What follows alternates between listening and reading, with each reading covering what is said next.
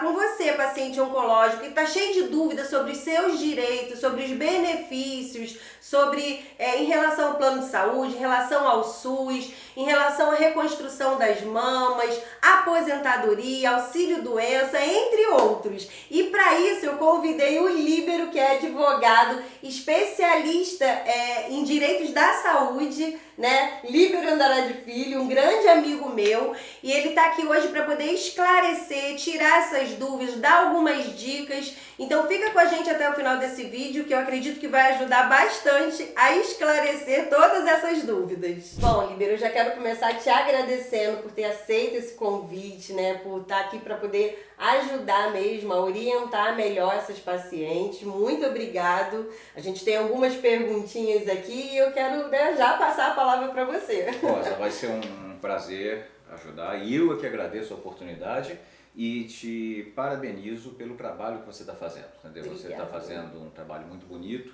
baseado na sua história de vida, entendeu? Que é uma história de superação. E desejo todo sucesso para você e estou aqui para colaborar sempre com você em tudo aquilo que você precisar. Muito obrigada. Rosa, então vamos lá. Mais uma vez agradecido.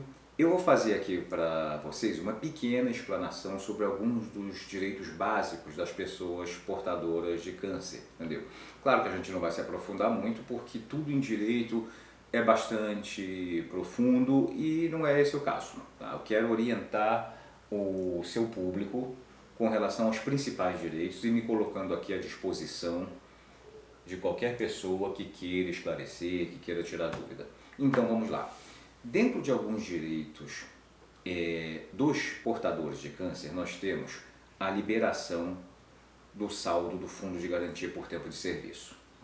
Uma vez comprovada a doença, você pode se dirigir à Caixa Econômica Federal e efetuar o saque do valor total do Fundo de Garantia, caso, claro, você tenha um emprego e tenha lá uma conta de Fundo de Garantia.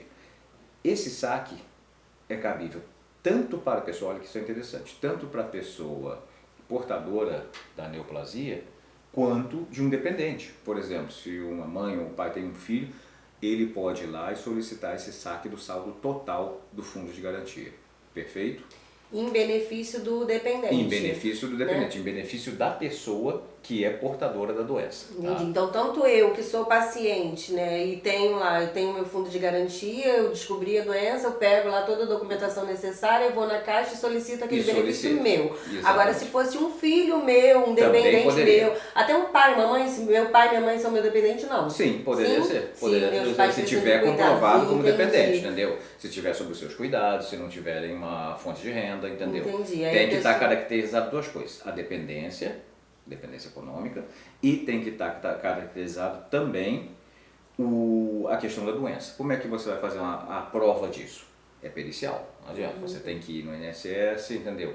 Tem que ter todas as provas da doença e depois você vai à Caixa Econômica Federal e solicita. Entendi. Primeiro faz aquele passo, né, de pegar todos esses laudos médicos, marcar a perícia no INSS e depois que você for tudo liberado, você vai solicitar esse saque. Muito legal. Eu não sabia dessa parte, né? Eu achava que só mesmo o paciente, eu não sabia que o dependente também... O dependente econômico também tem direito. Muito interessante saber. Bom. Perfeito? Podemos prosseguir? Sim. Entendeu? Bem, alguma coisa que a gente já sabe aqui, inclusive você sabe, eu pude... Que bom colaborar com você nesse sentido. Muito. A questão do auxílio-doença, que você, a partir dos 15 dias que você está impossibilitado de trabalhar e que você, no caso, nós estamos falando de pacientes oncológicos, você pode solicitar esse auxílio-doença junto ao INSS, mesmo procedimento, aquele telefone 135 do INSS, agendar a perícia e...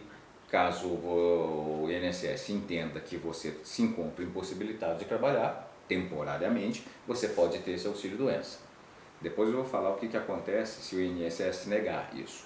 Mas, se essa incapacidade ela for permanente, aí você tem direito à aposentadoria por invalidez, dentro do mesmo procedimento. O que acontece que, infelizmente, muitas vezes, mesmo a pessoa tendo direito, o INSS nega.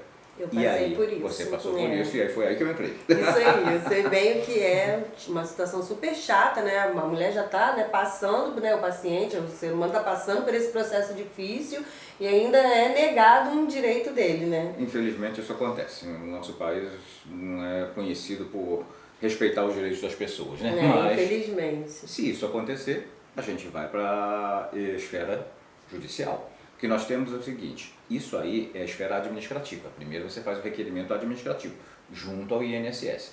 Caso seja negado, aí sim nós vamos para a esfera judicial buscar uma tutela de urgência e ao final uma condenação definitiva para você ter, o paciente ter, essa aposentadoria por invalidez. Entendi. É que no caso do câncer de mama, não só do câncer de mama, de outros tipos de câncer, né, que a pessoa fique com uma tipo assim, inválida, incapacidade permanente para o trabalho. Aí você tem a aposentadoria por invalidez. No meu caso e no caso das mulheres com câncer de mama, quando esvazia a axila, né, e fica com uma lesão permanente no braço. Exatamente. Né? Então, assim, o simples fato de digitar, de ficar no telefone, coisas às vezes simples faz o braço inchar e sente muita dor. Eu sei, né, porque eu passei por isso tudo. Por isso.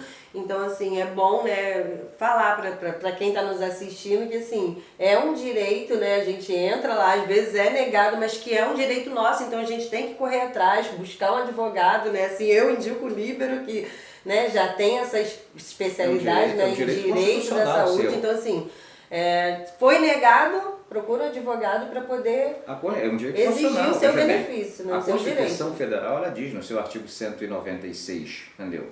A saúde é direito de todos e dever do Estado. Ou seja, o Estado tem o dever de prover a saúde aos cidadãos, entendeu? Isso não é favor. E também você pagou por isso, nós pagamos impostos, nós pagamos tributos. Então, nós temos que ter essa assistência do Estado quando a gente necessita. Isso aí. Então, foi negado, procure seus direitos, procure um advogado, explique a situação para ele e lute pelos seus direitos que você está dando pela sua vida. Que é o maior patrimônio que você tem. Entendeu? Nós só vivemos uma vez, só que você saiba, então nós temos que lutar pela nossa vida. E até porque assim, as despesas no paciente oncológico aumentam muito, né? A gente vive no médico, é consulta, é exame, é tratamento, então assim, as despesas aumentam muito. Se a gente não conseguir o benefício, que é um direito nosso, a situação fica mais difícil, aí o paciente entra em depressão e aí complica mais o estado de saúde do paciente, então assim, não é fácil, né? Então a gente tem que... Nesse caso em especial, você vê o dever do Estado. Caso o paciente oncológico necessite de um tratamento, de um medicamento e que ele não esteja conseguindo, cabe uma ação com uma tutela de urgência contra o Estado, se for no caso do SUS, ou contra um plano de saúde, para obter esse tratamento, esse medicamento, entendeu? Inclusive eu já consegui algumas tutelas de urgência nesse sentido. Tá? Eu tive uma cliente que ela necessitava de um medicamento que custava 14 mil reais por mês, entendeu? E não tinha, só que ela tinha plano de saúde e o plano de saúde estava se negando a fornecer esse documento para ela. Nós fomos à justiça e conseguimos uma liminar para que o juiz determinava que o plano de saúde fornecesse esse medicamento sobre multa diária de 500 reais até um patamar de 150 mil reais de multa. E felizmente o plano de saúde forneceu o medicamento e estamos aqui torcendo por ela. Vai dar tudo certo. Assim, a gente sabe que é uma situação super delicada, né? Porque está pondo em risco, né, a vida da pessoa. É o maior patrimônio que a gente tem, é a nossa vida. Que não temos mais motivo pelo qual lutar. Uma dúvida que eu tenho, Libra, é quando o paciente, a pessoa recebe um diagnóstico, digamos assim, tanto pelo SUS ou pelo plano de saúde, existe um prazo determinado por lei para que ela possa iniciar o tratamento? Porque assim, como eu tenho esse projeto, eu recebo muitas perguntas e muitas reclamações e questionamentos de pacientes que receberam um diagnóstico e ficam aguardando para iniciar o tratamento, morrendo de medo da doença se espalhar e não chamam ela para iniciar o tratamento, tá com todo o laudo ali e o tratamento não inicia. Essa é uma doença progressiva, então, uma vez que você foi diagnosticado, quanto mais rápido você receber o tratamento, melhor. E quem que determina isso? O médico, o profissional. Porque muitas vezes, no caso, vou falar agora no caso das operadoras de saúde, os planos de saúde, eles negam o tratamento e dizem, isso não está previsto no rol da ANS. A ANS, a Agência Nacional de Saúde, ela tem um rol de procedimentos e de doenças, entendeu? Só que já existe jurisprudência são decisões dos tribunais superiores STJ, STF, que determinam que se o médico prescrever determinado tratamento, o plano de saúde, ou no caso a União, o SUS, eles têm que fornecer, porque o profissional que indica isso é o médico. Entendeu? Uma vez que for indicado, ele precisa desse medicamento, precisa de quimioterapia, precisa de radioterapia, tem que ser cumprido. E isso não tem prazo. Entendeu? Se não for cumprido, está se prolongando, está procrastinando, entrar na justiça com um pedido liminar para que isso seja iniciado imediatamente, porque nós estamos tratando da vida humana. Porque hoje tem, acho que se não me engano é o SER, que é um sistema que colocam lá o paciente no SUS receber o diagnóstico, aí inclui ele, né, nesse sistema, e ele fica aguardando esse sistema direcional chamar ele para algum hospital. Aí, assim, as meninas falam, olha, já passou 1 mês, 2 meses, 3 meses, não fui chamada para iniciar o tratamento. E aí aquele, né, desespero. É o desespero, com razão, mas infelizmente isso aí decorre da deficiência do nosso sistema de saúde, entendeu? Porque realmente aí o que tem que se avaliar? A prioridade, entendeu? Se você tem uma pessoa que está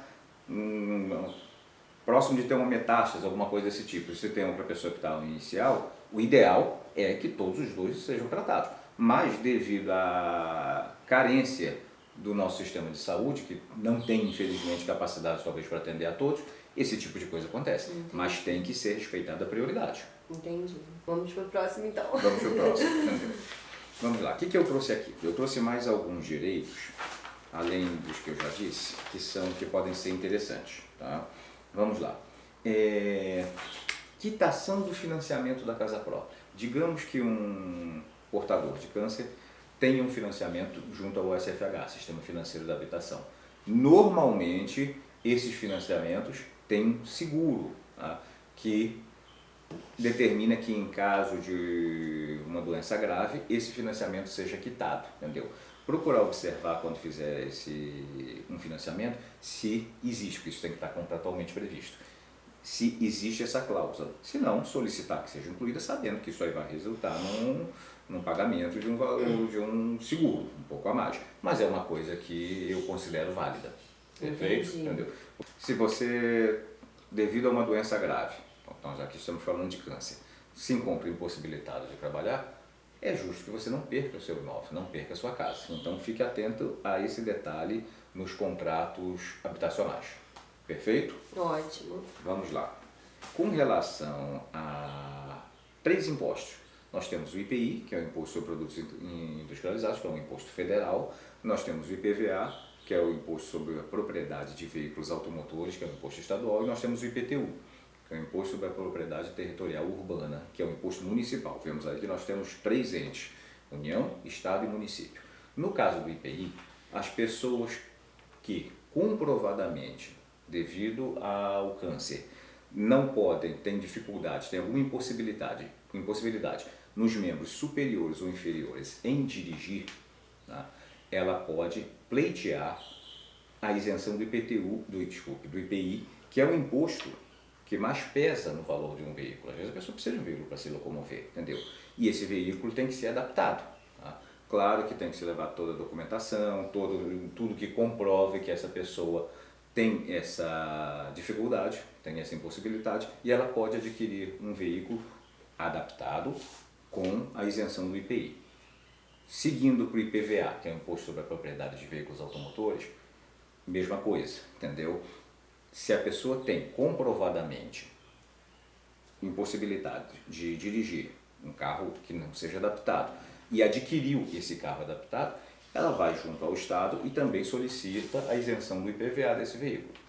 E finalizando com o IPTU, a parte tributária, finalizando com o IPTU, que é o imposto municipal, alguns municípios concedem, outros não. Aí tem que se consultar a prefeitura, entendeu? A prefeitura do município, para ver se esse benefício de isenção do IPTU pode ser concedido. Isso é uma coisa um pouquinho mais complicada. Muitas vezes a pessoa tem que provar que não tem renda, uma série de outras coisas.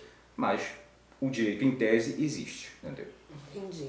Essa parte aí do carro é bem interessante. Eu passei por esse processo, eu não cheguei a adquirir o carro, mas eu fiz o passo a passo, fui no Detran, levei meus laudos, passei pela perícia, né, para provar que eu não poderia mais dirigir um carro manual, eu só posso dirigir carro automático. Então, assim, minha habilitação mudou, eu tenho na observação aquele DF, né, aquele códigozinho dizendo que eu só posso dirigir um carro automático, com direção, aquelas coisas todas. Geralmente automático, direção e grau. Isso aí. Aí eu consegui todo esse laudo, minha habilitação hoje já, né, após o câncer, já após eu passar por esse processo aí que você falou, tem essa observação. E aí, se hoje eu quisesse comprar um carro, eu conseguiria comprar. Porque eu fui até na agência para me informar, peguei todas as informações e é bem interessante essa isenção. Ajuda bastante. Você está bem a par.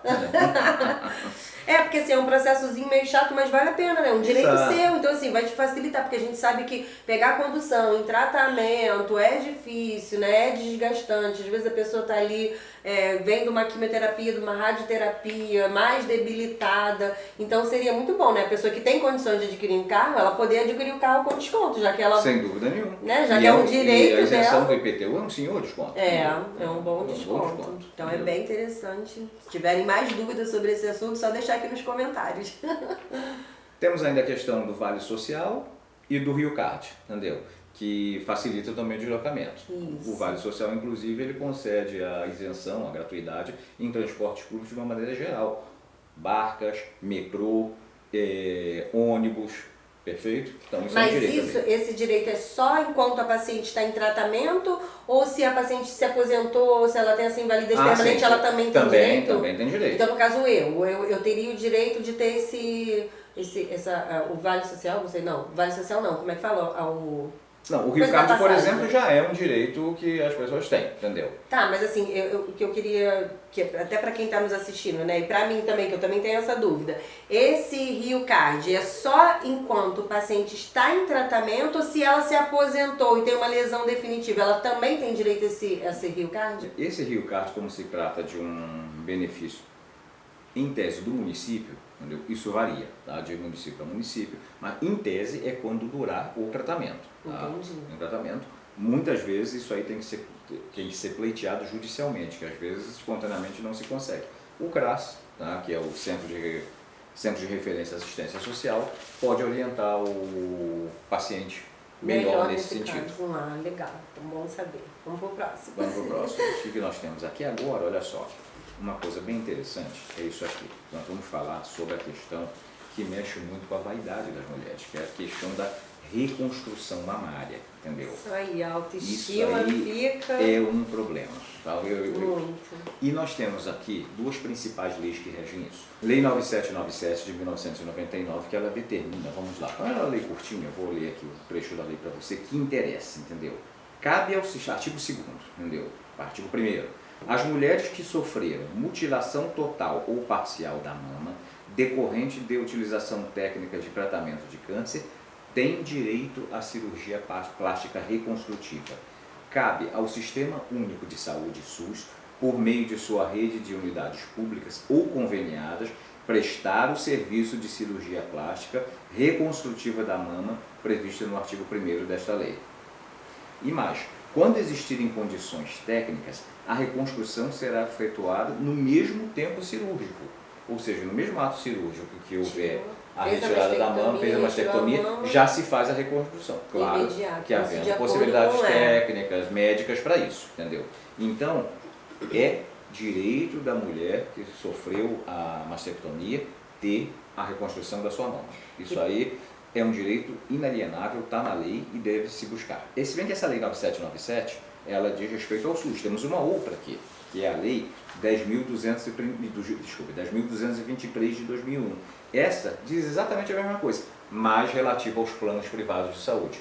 Porque os planos de privados de saúde tendem a negar isso. Eles dizem que é estético. Entendi. Muito difícil conseguir isso. Eu sei que é bem burocrático mesmo, porque eu fiquei 2 anos, né, com o corpo mutilado, sem as 2 mamas, porque no meu caso não era indicado a reconstrução imediata, devido ao longo tratamento que eu ia fazer, poderia ter rejeição, principalmente no período da radioterapia. E aí o meu médico, quando me liberou, né, depois de todo o tratamento para fazer a reconstrução das mamas, É um processozinho, você passa por perícia, passa por uma junta médica ali para Exatamente. poder ver que realmente é um caso de... não é um caso estético, é um caso realmente, né, de mutilação por doença, né? Quer seja na rede pública, no SUS, quer seja num plano particular, num plano privado de saúde, entendeu?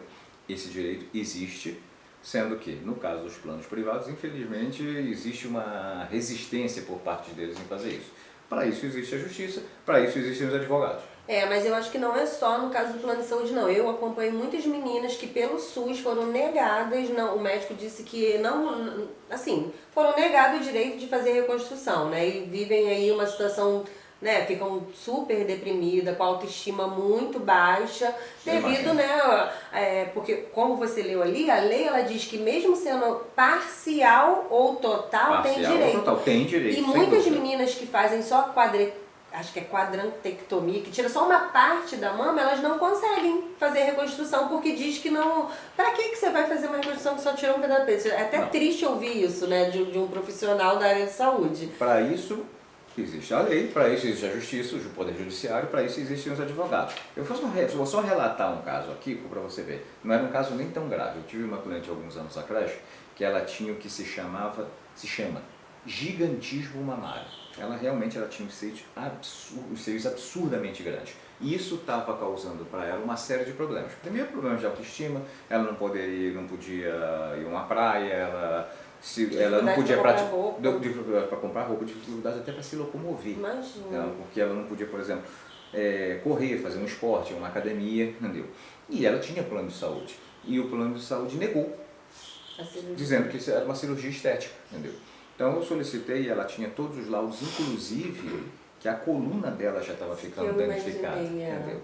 E a gente entrou com um pedido liminar e foi concedido. Tá? O plano de saúde teve que fazer a cirurgia de redução mamária nela. Eu estou citando esse exemplo, que não tem muito a ver com câncer, para a gente ver que muitas vezes os planos de saúde negam coisas obrigatórias. E segundo, que no caso das mulheres que estejam sofrendo com esse problema, vão a um advogado, se não tiverem condição de pagar um advogado, vão à defensoria pública, que tem excelentes profissionais, que é um pouco mais lento, porque é muito concorrido, mas a defensoria tem excelentes profissionais e busca os seus direitos, porque tem direito sim. Então é bom, né, lembrar que para você que está nos assistindo, está passando por isso, que você procure seus direitos, que você, como líbero disso aqui, procure um advogado ou uma defensoria pública, para que você tenha, né, esse seu direito aí, né, você exija e consiga passar essa cirurgia, fazer essa cirurgia de reconstrução, né, voltar e estar com a sua autoestima em alta, se sentir bem de novo, ficar bonitona, porque depois desse longo processo que é o tratamento oncológico, a gente merece essa cirurgia, né? Sem dúvida. Né? Porque pra gente poder se sentir de novo mulher, bonita, e eu falo que vale a pena a gente brigar, né, exigir os nossos direitos, porque tá na lei, a lei foi feita para ser cumprida. Então, qualquer coisa, se quiser, na descrição desse vídeo eu também vou deixar o contato do líbero, né, as redes sociais dele, para que vocês possam entrar em contato, tirar mais dúvidas. Bom, líbero, agora eu vou aproveitar, algumas meninas, né, do projeto, que fazem parte do projeto, deixaram algumas perguntinhas, algumas dúvidas, né, cada uma contou aqui seu caso e pediu uma orientação. Vai ser um prazer, se eu puder esclarecer. Então vamos lá, para a primeira, vou botar o óculos para ajudar.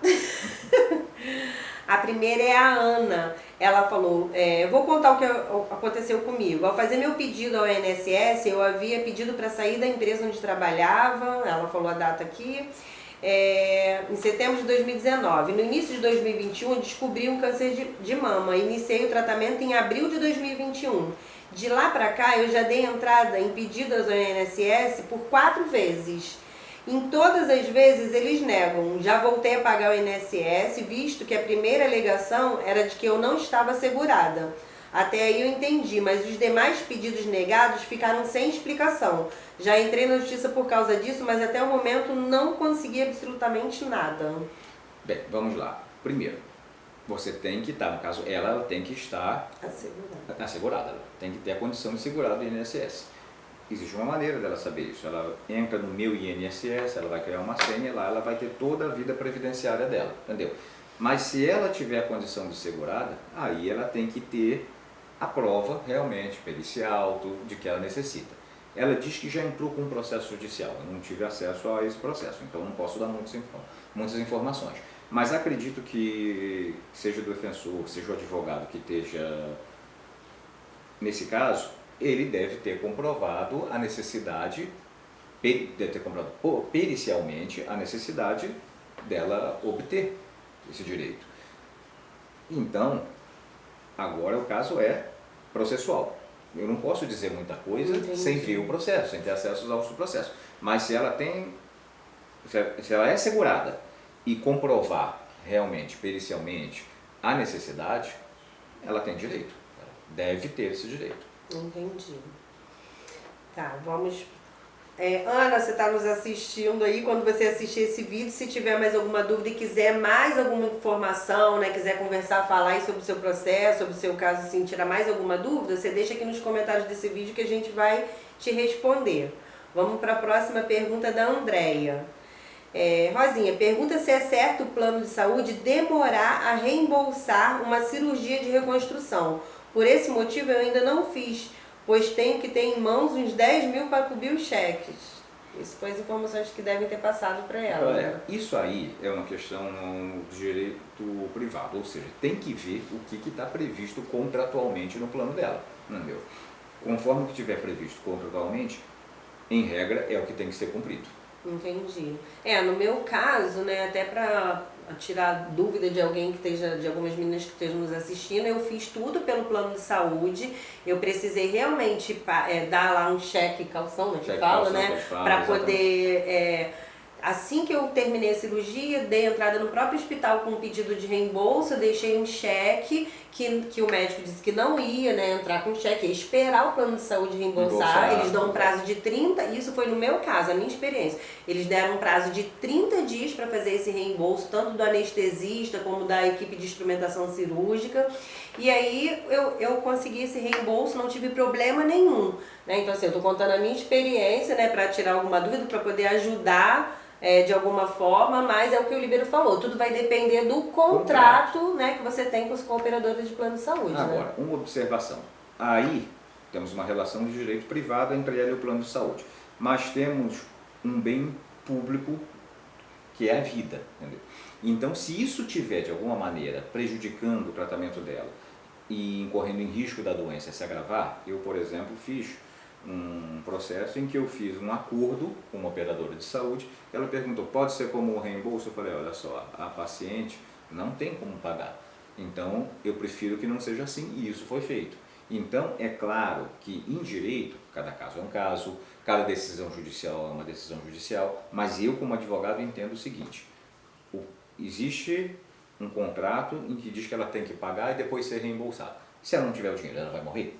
Não, então seria cabível uma medida judicial para que o plano custeie esse tratamento.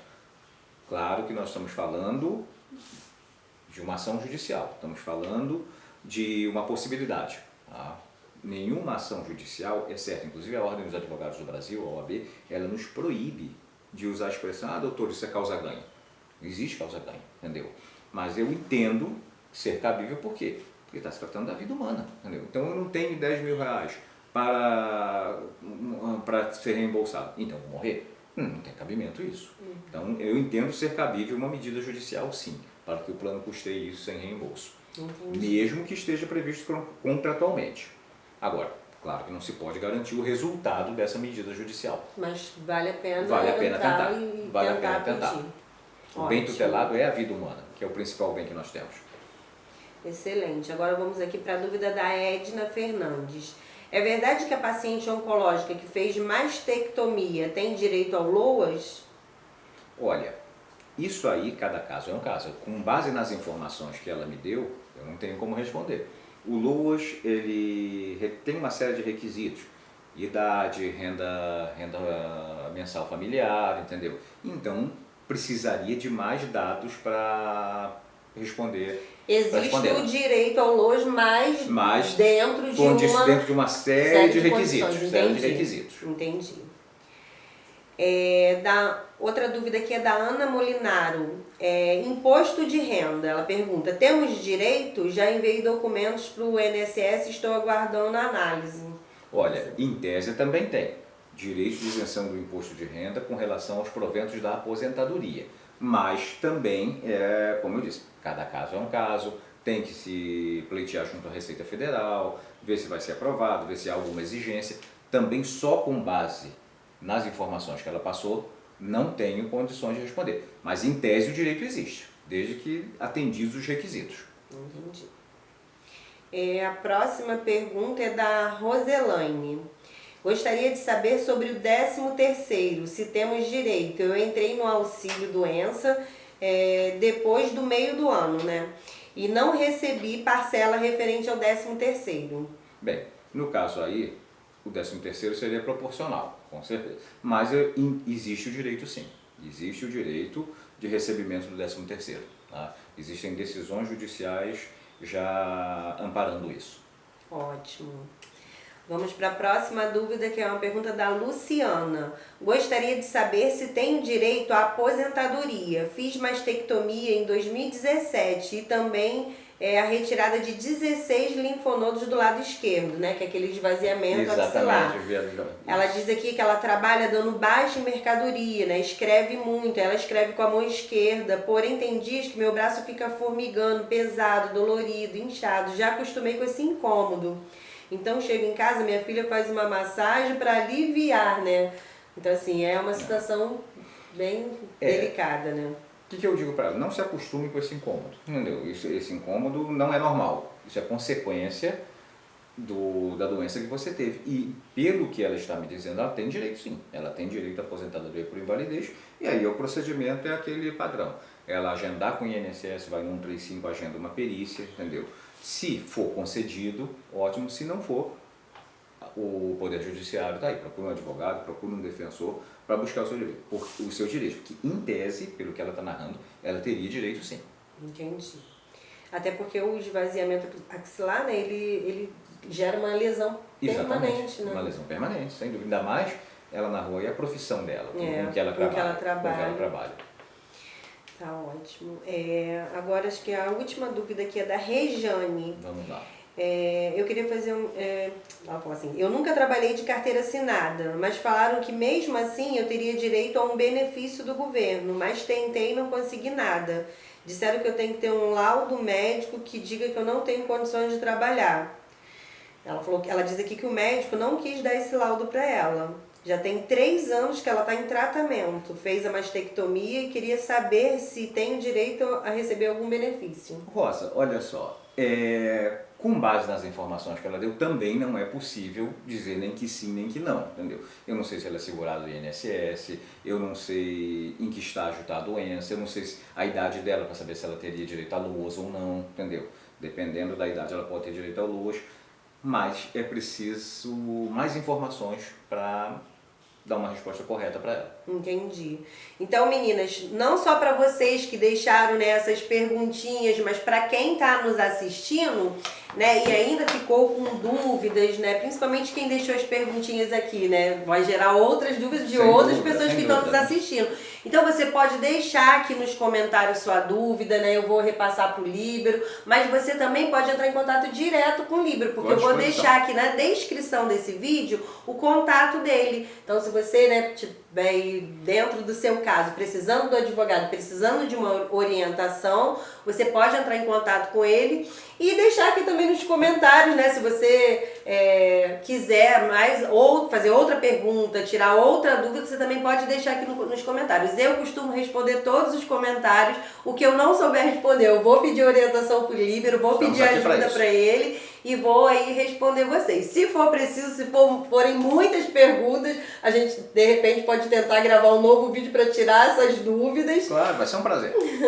Mas eu acho que Foi bem esclarecedor, né? Eu acho que vai ajudar bastante vários pacientes oncológicos, não só mulheres, mas né, com todo tipo Exatamente, de paciente sem oncológico, porque não, isso não é só para mulheres, né? Quem tem neoplasia maligna tem esses direitos que a gente, né, que o Líbero hoje passou aqui. E até mesmo quem tem outras doenças crônicas também. Outros tipos de Outros doença, tipos de né? doença São também. muitos direitos que às vezes a gente não tem nem ideia que a gente tem esse direito e por isso a gente nem corre atrás, né? Então, informação é tudo, né? Para que a gente aí faça uso, né, dos nossos direitos, dos benefícios que a gente tem por direito. Perfeito. Rosa, foi um prazer estar aqui com você, entendeu? Mais uma vez eu parabenizo o seu trabalho e foi muito bom poder colaborar, entendeu? E o que você ou qualquer das suas seguidoras e seguidores precisar, nós estamos aqui à disposição. Eu te agradeço mais eu uma que te agradeço vez. mais uma vez, Muito Rosa. obrigado Tá mesmo. bom? Sucesso aí pra você. Pra você também, tudo de bom. Bom, gente, a gente fica por aqui. Um beijo e até o próximo vídeo.